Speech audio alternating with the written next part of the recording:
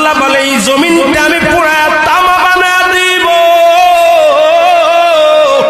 এই জমিনের মধ্যে যত পানি আছে পানিগুলো আমি আল্লাহ পুরা ছাই বানায় দিব। যেদিন কিচ্ছু বলতে কিচ্ছু থাকবে না,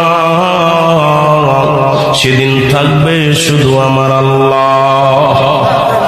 আজকে কার জন্য সুদ খাও, কার জন্য ঘুষ খাও, কার জন্য ব্যভিচার করো, কার জন্য অন্যায় করো রে মন, কার জন্য তোমরা এত বাদই করো।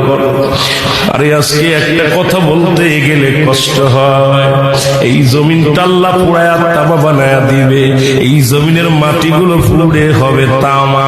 এই জমিনের যত পানি আছে পানিগুলো পুড়ে হবে ছাই। এই দুনিয়ার মধ্যে কিচ্ছু যেদিন থাকবে না, ওই তুরস্কের কত বাহাদুর, কত টাকাওয়ালা মিনিটের মধ্যে